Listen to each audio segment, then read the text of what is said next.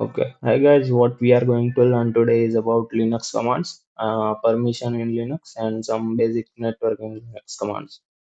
So let's start. So these are the Linux command. This is the permission, and this is the some networking Linux command. Let's go through it. This is my virtual box where I have installed this virtual machine for Linux. So let's see. First, we are going to enter as a root user. The sudo su command is to enter as a root user. So let's see the first command, the pwd, which shows the current working directory. So the current working directory is slash home slash Chris, right? And we'll do ls. Ls shows the all the directory under this command, right? Then we'll do ls slash l. So the detailed view is so the hyphen l is for the detailed view. The hyphen A is for the hidden file, all the hidden files which are not shown in this hyphen L. Okay. Then this next one is for to create directories. See, I created this mkdir Krish. So one directory created at this location, which name is a Krish. Let's see ls. So there is a one directory Krish here, right? So how to remove that directory? So the rm dir, then the name of that directory. So now we'll see it will be deleted. So there is no name Krish as directory right now. Okay. So now the touch is to create one empty file. So I've created this one touch file name, and let's see right now. So there is one file named as a file.txt. How to enter that one? So cat file.txt.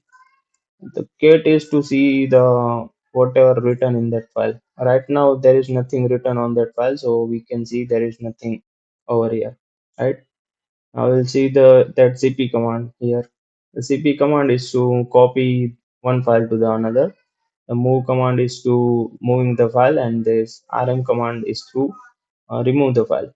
Don't confuse between the rm and mv. Rm is to remove, and mv is for move slash rename. Now we'll start with the permission one. What are the permissions are? So there are basically three permission: one to read, one to write, and one to execute. Right? Suppose there are three person. One is the owner of the file. One is the group where are all the users which are having different kind of permission. And then there are others who are entering as a suppose. There is one website which I have created, then I am the owner. Group means whoever helped me to build this website, right? And the others means the world, right? Who are going to see my website. Then there is this chmod 777, chmod 75. Let's see all of that. So the first one is the owner. So what owner can do? Owner can RW and X means owner can do read, write, and execute. Group means all the user in this group are able to write in the file or the whatever directory is. And then the hyphen says there is no permission to write in this file, means the person in this group can only read the file and execute the file, cannot write in the file. Here others are double hyphen. One is for the cannot write, and one is for the cannot execute, only read this file. To change the permission, ch triple seven file dot sh means this file can have every permission. Like if something is going in production, right? Some website is going in production, and I give this ch 777. Ch mode means change or modification. So giving this permission can like giving all the permission to the user, like read, write, and execute, which is very dangerous in production level. Then this 755 means the owner have the full permission, and everyone else having this else read and execute permission, right? And there is a ch on means change owner, which is Ubuntu colon Ubuntu. The first one is the owner, the second one is the group, right? So to change the owner, we use the chown, then the whatever we are changing the ownership, like file and folder, whatever.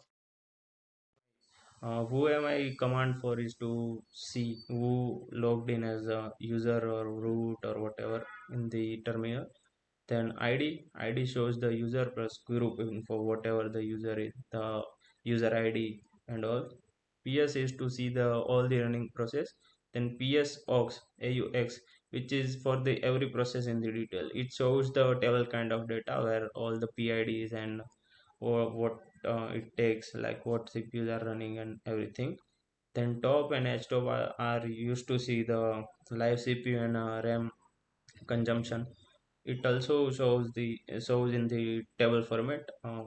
This htop command shows the colorful table format, and the h is to the simple table format. Htop is very easy to whenever we want to kill any process and all.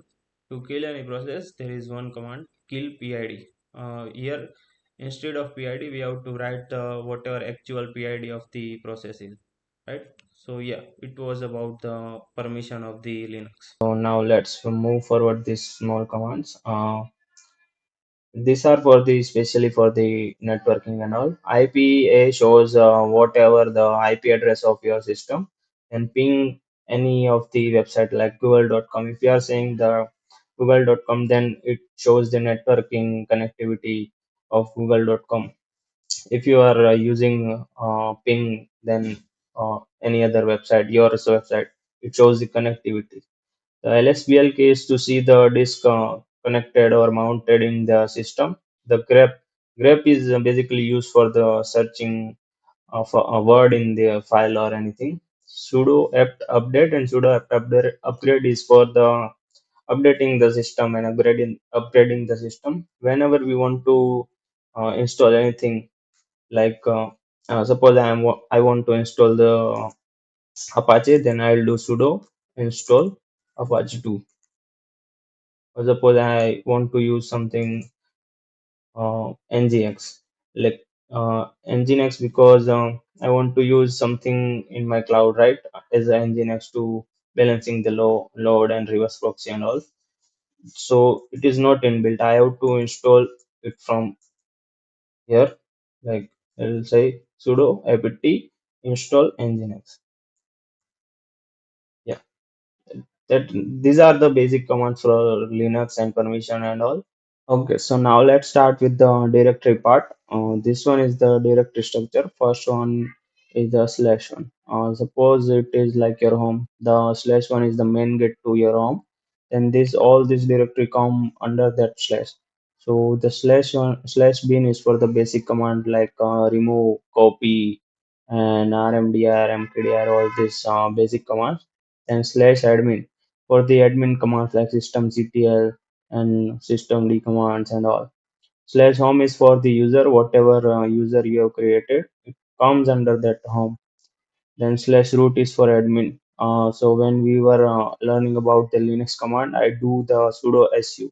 So the sudo su is command to enter as admin. So this root directory is for the admin. Slash c, it contains all the system setting files and the configuration files. Slash var means all the logs are stored here, like Apache 2 logs, Nginx logs. These all logs are stored here. So whenever the system fails or anything happens, we open this directory. All the logs we can find here.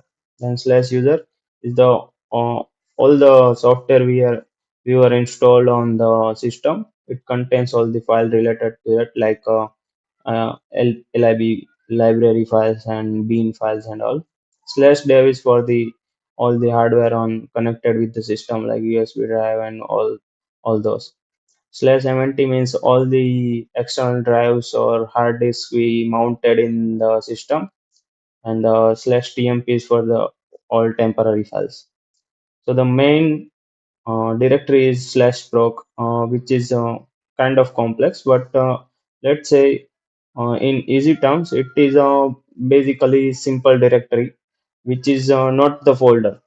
it is kind of a virtual folder. Like when we open the system, when it got booted, this proc is created, so there is no space in the disk. Means whenever the proc is created, it contains no space in the disk.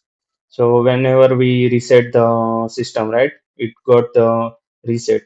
Like whenever we reboot our system, it got reset. Like it created every time we reboot the system.